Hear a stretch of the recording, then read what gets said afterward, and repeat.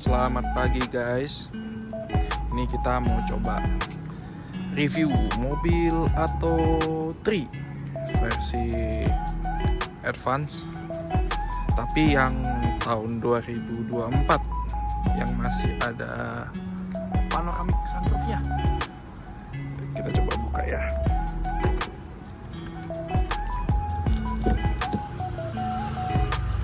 Ini interior masih warna biru dan hitam. Kalau yang baru itu kan yang sudah warna hitam full dengan stitching warna kuning ya. Ini coba kita hidupkan.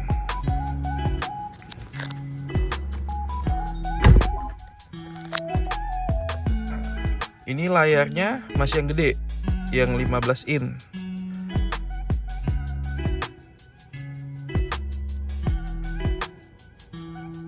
Ya udah, kita coba jalan ya untuk mobil BYD Atto 3 Advance ini tahun 2024. Big scene, catching us on the big screen. 16 bars, slicker is pristine. Listerine, everything that we spit clean. Big jeans, pockets are looking mint green. Oke, kita mulai aja jalan-jalannya ya. Kita sekarang lagi ada di BSD jam 9 pagi. Kita mau coba review untuk penggunaan sehari-hari ya. Jadi mobil ini udah jalan setahun lebih dari saya terima di bulan Oktober. Udah pernah dipakai road trip di tahun baru 2025 kemarin. Road trip Jawa Bali, jadi dari Jakarta ke Bali. Jadi untuk di atas kertas mobil ini sekitar 200 HP ya, atau 150 kW. Itu semua Atto 3, mau yang superior mau advance juga sama. Torsinya kalau nggak salah di 310 Nm. Jadi cukup menjambak sih untuk akselerasi ya, sama tanjakan.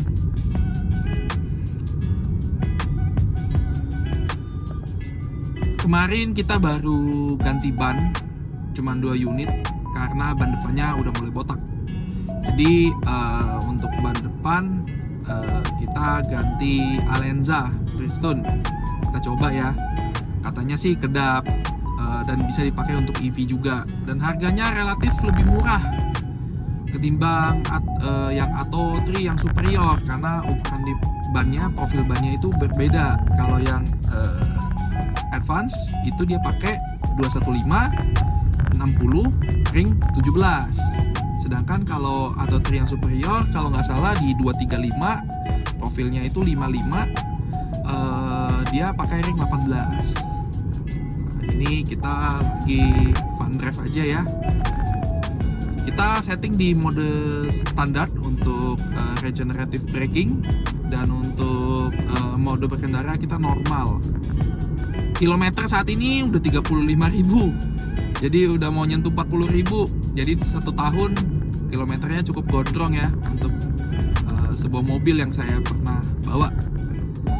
Biasanya kalau misalnya mobil-mobil biasa saya setahun paling 20.000, ini udah 30.000 lebih gitu, karena nggak mikirin bensin lagi.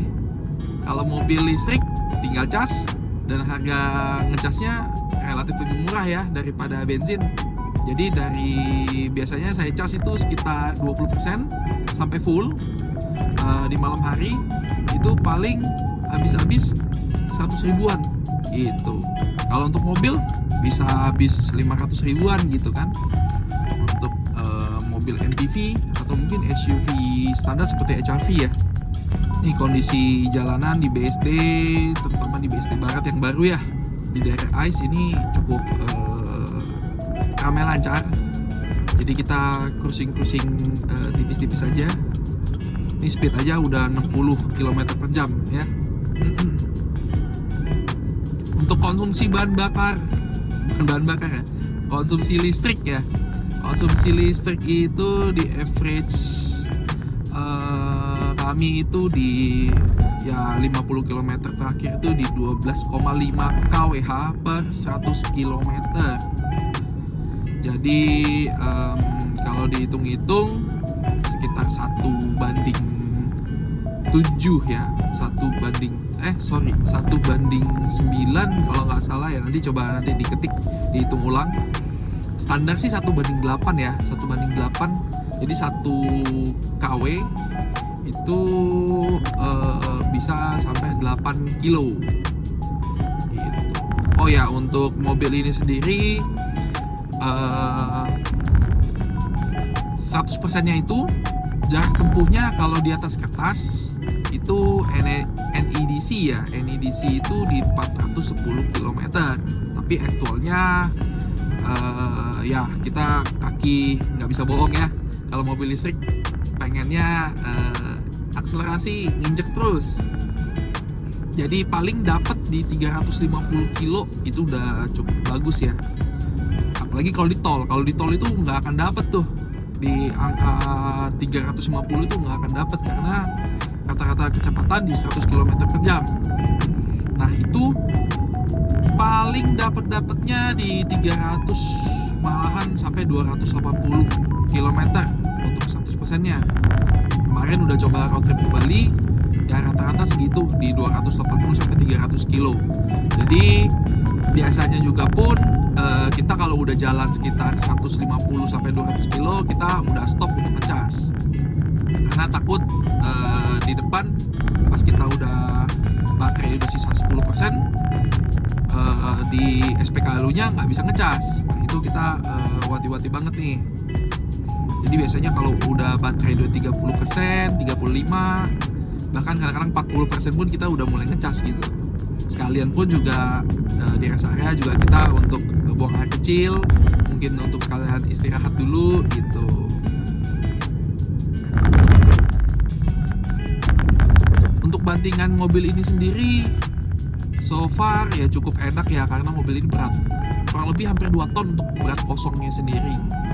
Jadi 2 ton itu kurang lebih kayak Fortuner ya.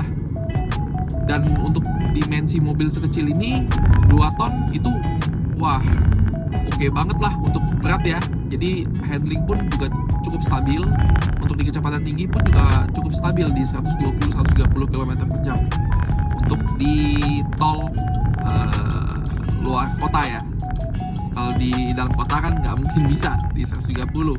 Paling ya kita main di 190 karena bahaya juga.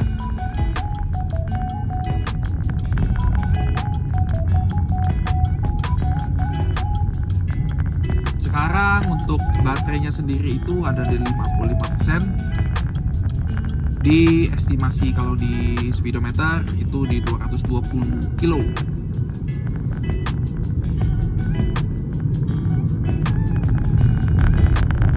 Untuk 0 sampai 100 cukup kencang ya.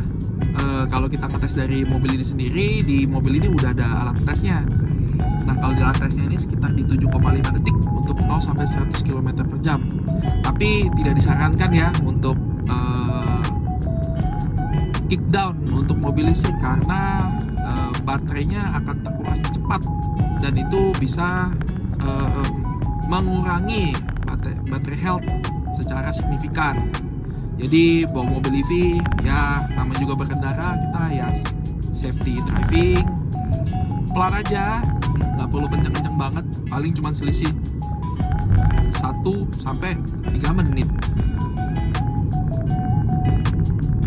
Yang penting di jalan aman.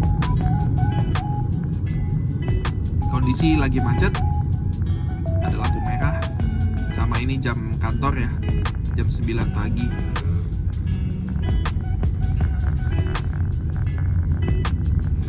Nah, kalau untuk BYD atau 3 sendiri ini yang advance, terutama yang advance, karena kalau yang pencinta musik, pencinta entertain di mobil itu menurut saya cukup kurang ya, karena di advance ini sendiri belum hi-fi mode. Jadi di dalam sound systemnya itu masih 6 speaker, dimana ada 4 speaker mid depan dan belakang, dan cuman ada 2 tweeter di depan, ada 2. Terus suara bassnya menurut saya kurang banget. Suara bassnya kurang banget, udah disetting juga di head unit. Kita setting dia bassnya yang 60 Hz yang kita maksimumin, itu pun masih kurang nendang. Paling cara salah satunya itu kita pakai Apple CarPlay nih. Nah, Apple CarPlay ini kita bukanya Spotify. Nah, di Spotify itu bisa setting equalizer. Nah, di situ equalizernya kita setting juga, bassnya juga full. Nah, itu lumayan cukup ada tuh bassnya untuk di mobil Atto3 Advance ini. Tapi kalau untuk Superior itu suaranya cukup oke, enak didengar karena sudah hi-fi sound. Tapi masih kalah ya sama yang mobil Sea Lion atau mungkin mobil Seal. Itu sound systemnya bagus, itu cukup oke banget. Nah, sayangnya di Advance ini ya, untuk mobil Dolphin pun sound system yang paling rendah pun dynamic itu sudah ada hi-fi sound. Jadi suaranya juga udah bagus. Sebenarnya lebih ke permainan perangkat lunak ya, lebih ke software. Karena hi-fi sound itu kan tinggal settingan equalizer aja. Karena di sini kayaknya belum ada gitu, jadi suaranya kurang nendang gitu. Padahal kualitas speakernya juga mirip-mirip gitu ya sama yang Superior, sama yang Dolphin pun mungkin mirip-mirip.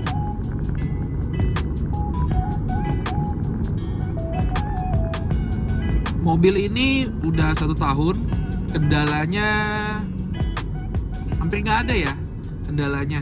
Jadi paling boros ban, itu udah pasti banget ya, boros ban. Ban itu udah boros, baru 1 tahun 35.000 kilo udah ganti ban yang penggerak ya. Karena ini mobilnya penggerak depan, jadi ban depannya udah botak gitu. Nah, ini kita ganti ban, kita juga mau road trip ke Bali nih akhir tahun. Jadi untuk safety kita ganti ban yang bagian depan. Nah, untuk bagian belakang masih bagus banget mobilnya, bannya. Jadi kata dari toko ban itu nggak perlu diganti. Mobil Atto3 ini fun to drive ya. Jadi dipakai harian enak. Kalau misalkan mau di tol juga enak, serba enak lah. Dengan harga yang di bawah 500 juta ya untuk Advance, apalagi Advance sekarang yang harganya 399.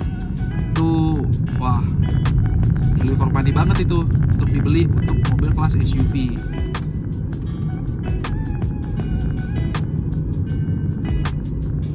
Tapi kalau misalkan memang mau cari yang performa, better beli Sea Lion, karena Sea Lion itu di atas kertas horsepower-nya lebih tinggi. Tapi kalau untuk keluarga muda atau mungkin ibu-ibu yang untuk nganter anak sekolah, ini oke banget nih mobil Atto3. Ground clearance-nya juga lumayan oke ya, di 170 mm. Sejauh ini pernah nyampe puncak, juga area-area yang hits itu kan biasanya kata-kata yang viral tanjakannya tinggi-tinggi. Itu so far sejauh ini nggak pernah gasuk ya mobil ini. Oke banget. Dan juga ngelewatin speed bump itu nyaman banget. Karena suspensi belakangnya udah independen atau biasanya itu disebutnya multilink ya. Kalau di depan masih MacPherson, tapi juga sudah independen. Suspensinya oke banget. Tapi kalau kena lubang satu ban, misalkan anggapan bagian sebelah kiri yang kena lubang, itu cukup mental-mentul ya. Bahasanya itu kayak wah, goyang banget gitu. Tapi kalau untuk kedua bagian depan ban kena bersamaan, itu wah, nyaman banget. Ini kayak gini, kayak di polisi tidur, ini enak banget.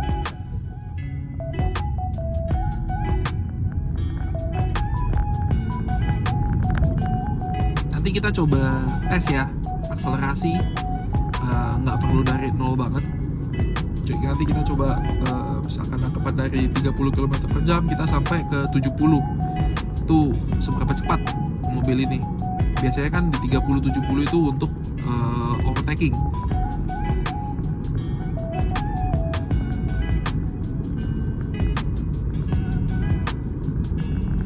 Untuk setirnya sendiri ini bisa disetting ya, bisa disetting keras, berat, atau mungkin disetting juga lembut atau enteng.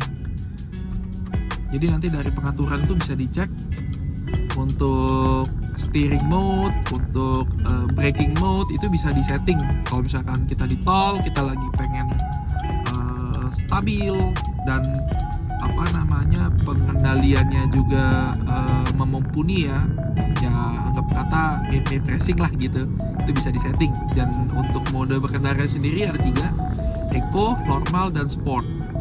Biasanya kalau kita di tol, saya biasanya settingan untuk mode berkendaranya di normal, untuk regenerative brakingnya itu di high, jadi saya nggak perlu nginjek rem terus kalau misalkan untuk deselerasi. Jadi enak tuh ketika mobil depan udah agak ngerem, saya tinggal lepas gas sedikit-sedikit, dia akan ngerem perlahan gitu dari regenerative brakingnya. So far cukup puas ini mobil China EV untuk BYD Atto 3 ya. Sebutannya Atto 3 atau Atto 3 mungkin sama aja ya. Nah sekarang Atto 3 punya adik nih, Atto 1.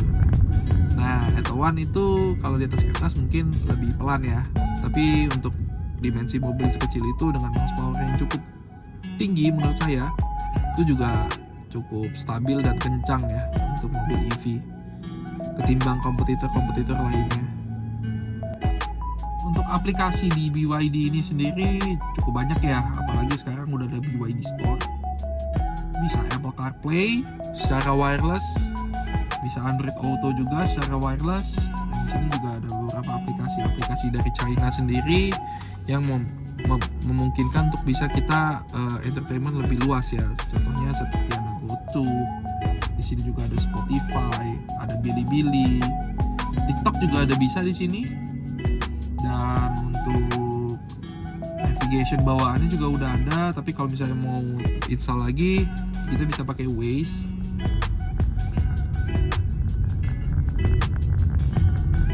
Dan yang paling penting itu kalau anak-anak suka nonton ya di mobil, biar nggak iPad di depan muka, kita ada GoTube.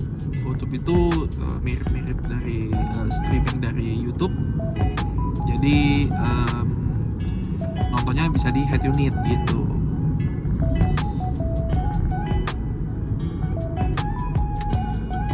Nih kita coba putar balik.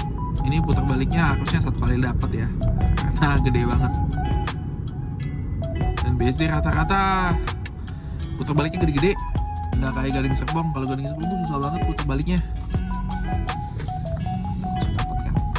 Ini kita di 30 km per jam, kita coba injak mode normal, udah 70 aja, paling sekitar 2 detikan lah kurang lebih ya.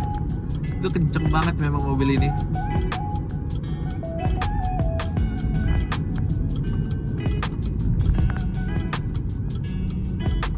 Mobil ini maksimum kemarin saya iseng di tol ya, tapi lagi kondisi jalanan benar-benar kosong, dan itu Trans Jawa ya, tol Jawa.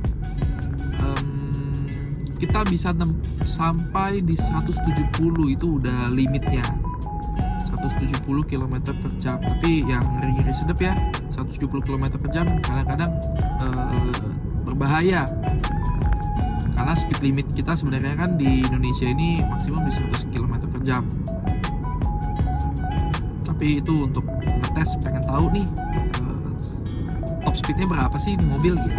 Sebenarnya itu masih ada tenaga mobilnya, itu mungkin di limit 170 biar sesuai dengan regulasi-regulasi yang ada di dunia ya untuk mobil-mobil BYD EV. Tapi mungkin mobil yang seal atau seal lain mungkin top speednya lebih tinggi lagi ya, mungkin di atas sampai 200 km per jam. Ini kalau kita cruising santai biasanya itu di speedometer itu kan sekarang tulisannya KW ya bahasanya. Nah biasanya di 13 KW, 12 KW.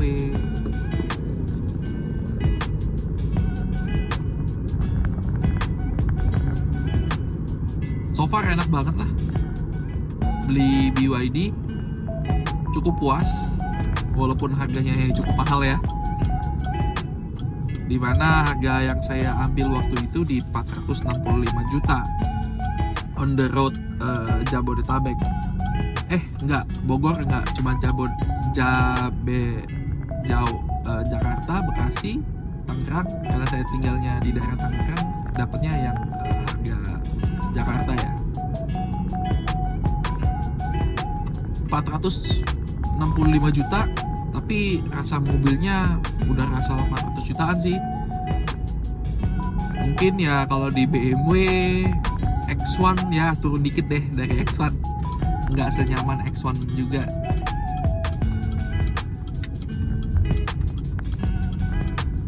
Kompetitornya waktu itu mobil ini cuman Chery E5 ya, Chery E5. Nah yang untuk EV-nya, kenapa ngambilnya BYD? Karena waktu itu dealer Chery belum ada di BSD, jadi servisnya susah.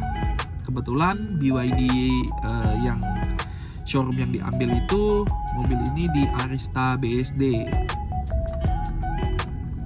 Jadi kalau mau servis pun deket ya di BSD. Ini so far handlingnya oke. Kecepatan 48 km per jam untuk tikungan masih oke banget, enak banget.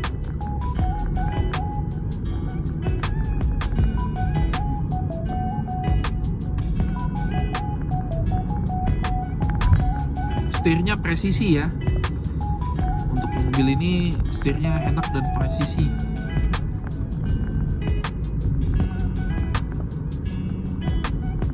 Kalau masuk ke mode sport itu kita dari berhenti itu wheel spin, panjang wheel spinnya, bisa habis ban.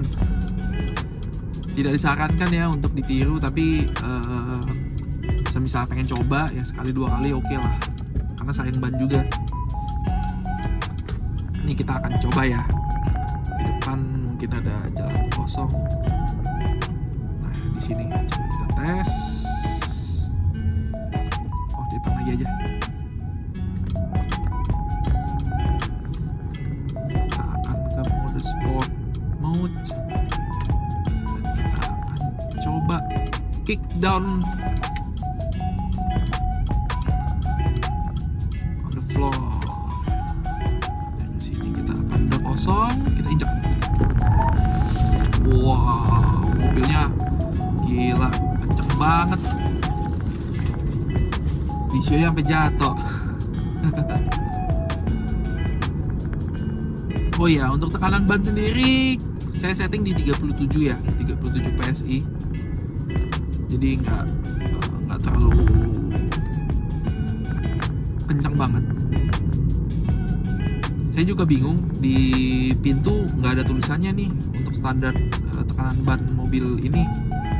Dan saya searching ya standar di 3738. Kadang-kadang ada yang juga yang isi sampai 3940. Tapi menurut saya 40 sudah pernah saya tes, itu keras banget bannya, dan bantingannya pun juga jadi keras, jadi nggak empuk. Tapi kemarin pas udah ganti ban, untuk keausan ban itu bagus ya, rata semuanya kena. Jadi menurut saya di angka 37 PSI itu cukup untuk mobil BYD atau 3 Advance ini.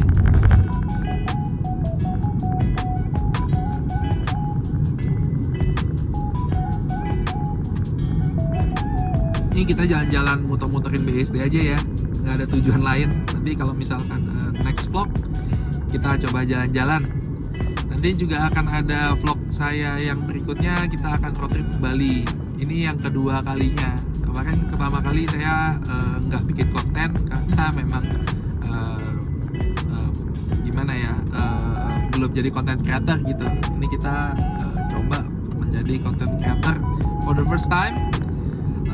Kita akan manjangin nih konten BYD atau Tri. Oke, sekian dulu dari saya. Thank you for watching. Jangan lupa like, comment, and subscribe. Dan jangan lupa juga share ke teman-teman kalian, apalagi yang mau beli mobil listrik. Kita rekomendasi banget nih untuk mobil BYD semua varian. Tapi sekarang juga udah mulai banyak yang harganya lebih murah dan fiturnya, entertainmentnya dan lain-lain itu lebih lengkap.